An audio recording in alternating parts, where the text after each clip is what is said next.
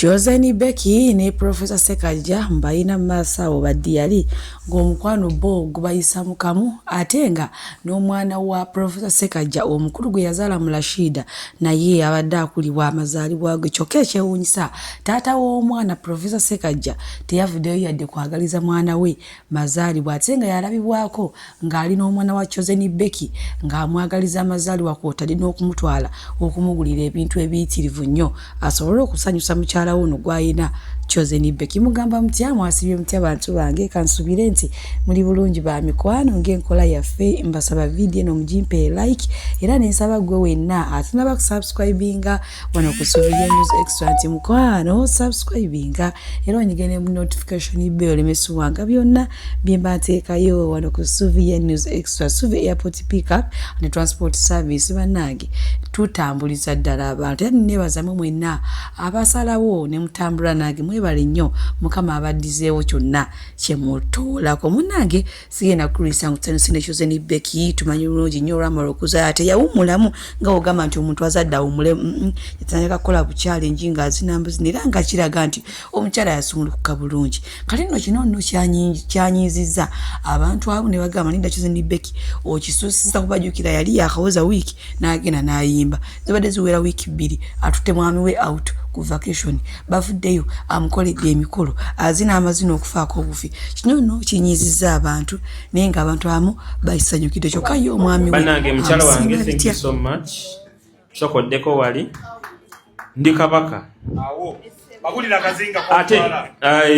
ndi kabaka kimwino kimanyi naye munzikirize nfukamire ku mukyala wange akakana maila akamufukamirire anti ni musajja muganda nze gye nakulira nze gye nakulira ffe abalenzi tufukamira niwe bamukulu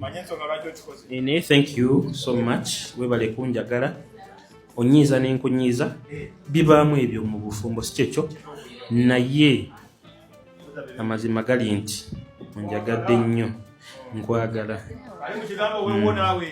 webale nnyo kigambe neighbor buli kimu ky'okoze mu bulamu bwange okusinga okunjagala kwagala nnyo nkwagalira ddala kyemmanyi guno omukolo guba gutegese n'emikwano gyo nsiimye nnyo nsiimidde ddala mbadde sikisuubira nze mbadde ate yampadde dde ebirabo before naye gwomanyi omuntu okuteekamu akanyonyi si kintu kyangu eya tiketi ogimanyi si kyangu so webale nnyo webalire ddala mukyalo wange siina bigambo bingi kubanga nze buli lunaku mbikugamba aboogezi njagala bankweyo akayimba aboogezi babaawo bwe kimanye we tuli gumite era tugenda beerawo forever.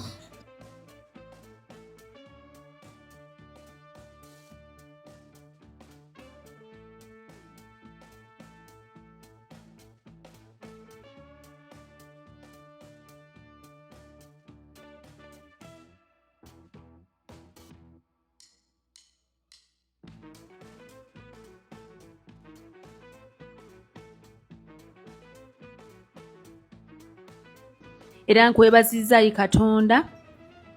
olwa mutabani wange Ssekaggya awezezza emyaka 29 ate n'agiweza ng'ali mu bufumbo obuli official ne muwala wange Rebecca. Amina. Munange bwe nkuzaako eno abantu abasinga bavuddeyo ne beewuunya omwami bba wa Chosen Becky Professor Ssekaggya oluvannyuma lw'amazaalibwa g'omwana we omulenzi omukulu ebambi mukyala we yagezaako kyasobodde n'amutwalako ku KFC era nga w'obitegeera munange enfuna y'omukyala ono Rashida naye omusajja yasiirika talina kigambo kyonna kyeyenyiga yadde ka hayi oba yadde ka happy birthday kimala naye talina kyeyakola kyokka ate nga ku mwana wa Chosen Becky yafuba nnyo n'amusanyusa n'amuweeka n'amuzanyisa n'amutwala ku KFC banange gy'ataamutwala nga kyekitaliyo kati abantu bagambye nti omwami ono mu Chosen Becky ayinza okuba nga yamuloga si bigambo byange akatambi kaakano welitaba ddogo nga si ddogo mulimu abasajja nga national basiru nga bo basiru with passion nga basiru kale naye bwe litaba ddogo tugambe Ssekajja musiru bade kale saagadde kireeta mu ngeri bwekyo, but again I have to give an example nga njiyisiza ku ye because mwami Ssekajja omwana ono ng'omulumya nnyo gwe wazaalamu amazaalibwa g'omwana wa Becky ne gatuuka n'otwala omwana ku kafe gy'abaasi ne taata w'omwana Amiri n'apostinga omwana ku bifaananyi ebikadde byayina kuba like ebipya tabikola kitabinako access naye omwana wo n'atuuka amazaalibwa ge ne gatuuka g'ozaala wadde omupostinga wadde omukolerayo akanuuti kaakano you guys ndi mukazi naye nkubulira oluusi abasajja ate bwe mufuna abakazi abalala abakazi bwe muzaddemu abaana temubalumya nnyo okalumya bambi she's so innocent ate nga amazima ogamanyi nti wakajooga oba mwakajooga ne munno kuba omuwala yavayo nayogera yali mukwano gwa Becky yali family friend you know so kale ebintu ebimu asobola okukkiriza nti omusajja baamutwala naye tomulumya nnyo naddala ku baana you get my point naddala ku baana bambi tokalumya nnyo osanyusiza nnyo b'otazaala ate b'otazaala n'obalumya nnyo manya b'ozaala n'obalumya nnyo osanyusiza nnyo b'otazaala mwami Ssekajja Becky oli mukazi obulumi bwawulira nga Amiri ogamba akusuulidde abaana nga bwe wabyogeranga weeteeke mu bigere by'omukazi oyo ebiseera ebisinga musolokera ku makya muwabula abasajja omusajja gwamufuula kyoyagala abenaddala mu abasajja bemusanze nga balina abaana nga balina bakazi baabwe ne babalekawo n'abaana omusajja gwamufuula ekyo asobola okukutya kubanga amanyi nti omusinga akasente ayimiridde ku ggwe naate kimuteekemu omugambe nti abaana bo bange mazaalibwa g'omwana gagano gatuuse omwana mukolereyo kino omwana nga tomupostinze agenda kukubalamu amagezi but again asobola obutakikulaga ama n'atakunyega naye ododde yagamba omukazi ono si basiru babeera baloge naye bamala ne babeeramu kalikali onfuna kati so mufubenga nnyo naddala abantu mwe abayingiridde abantu ne mubalesa famire zaabwe at least bondi y'abaana yeesigalewo but Ssekajja have a problem I'm telling you have a problem ate nga maaso awo era ekyo ekizibu kijja kuzuuka ensi erikiraba nawe ojja kiraba nti you had a problem a big one guli musaayi gwo gye buva ne gye budda guli musaayi gwo byebyo nno nti Professor Ssekajja akyuseemu omusaayi gusigala musaayi bano abaana baalaga omukwano si baana be ni naye ate bali baatafaako be baana be mbunga ate be bajja okumuyamba ne mu bukadde bwe Suvi Airport Pickup and Transport Service bakasitoma baffe abalungi nyongera okubajjukiza nti emiwendo gyo twagisaliddeko ddala nga woolabaawo ate nsiiba nkibagamba nti bookinga Suvi Airport Pickup and Transport Service mukwano nze siseererako ddala oyagala kugenda mu kyalo oyagala kukima mu kyalo oyagala genda ku pate oyagala genda ku birthday oyagala kulya ku zizo kiki oyagala okulya oyagala kunona ku kisaawe oyagala kutwala ku kisaawe bookinga Suvi Airport Pickup and Transport Service ate badiyale wojja nongamba munange byajala Suvi sente zonna zirabye naye ekyamazima siziwezaawo nja kusalirako oba okitegeera kati so gwe wenna atanaba ku bookinga Suvi Airport Pickup and Transport Service onongojja n'akusalira nako olinze ekimukwano bookinga Suvi tweyongere tukyali ku nsonga zezimu za Chosen Becky era nga munange ne ssengawe avuddeyo n'ayongera okutangaaza ku nsonga zino nti Chosen Becky we yamala okuzaala twalaba akola bu challenge naye we yali mu labor ng'olubuto olumuluma nga tannazaala yavaayo n'akola bu challenge mu kiseera kyekimu wiiki zibadde bbiri zokka yakamala okuzaala twamulabye nga akola challenge okugula akwawuza akuze n'akuziiri bannange kalaba akatambi tweyongere Chosen Becky mukyala Ssekajja omubwat. How are you my love? Yenze senga asidi sister omukulu eyasanyuka nnyo nga mwami Ssekajja akukubye embaga kadaali era nenkugamba mbuno congratulations mukwano kulika baby nenkuyita nenkugamba mukwano sembera nekugamba munange nze nga sister w'omukulu nti munange nga weegadde nnyo nga wakazaala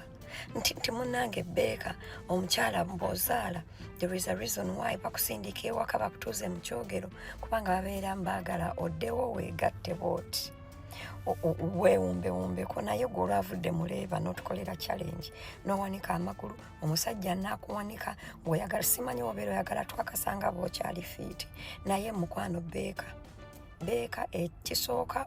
okwegaala okwo kweweegaala kiraga mbu nno toyinaayo wadde wuuzi n'emu kuba ffe abaazaalako wuuzi tugimanyi nga bweruma. Beeka ne ŋŋamba bw'obeera nga tolinaayo wadde wuuzi kitegeeza already eyo kanaalu yeeyo nnene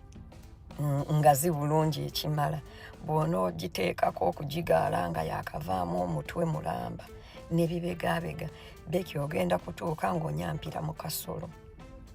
ng'onyampulukuka ate otukaabiri ate tudde mu kunoonya eddagala. Munnange Beeka omukyala bw'oba ozadde olina n'okwambala engoye nga mpanvu n'oggumira muli kubanga obeera olina okuzza ebbugumu olina okwezza bujja. Bino teri agenda bikugamba kuba abafaani bo bajja kwagala okugamba Beekiju munnange kulika bebi mwami Ssekajja tumwagala nnyo tubadde tukusaaba teweegaala nga waakava muleeba nga n'ekizadde kikyatonya. Beeka okyatonya ekizadde lwaki oba weegala omusajja n'akuwanika n'akola ati Beeka lumu ojja kuvaayo nabaana egwe wali Beeka lumu ojja nkuvaayo wano paadi egwe ekizadde kigwe wali ng'ekya Fibi tutandika ate okudisikasinga infamously tubadde tusaba ffe bafaani bo ne basisita bo mukwano sooka okakkane you have all the time in the world otukakasa notukolera zi challenge. We love you, I love you, kulika baby mukama kumpeera omukisa.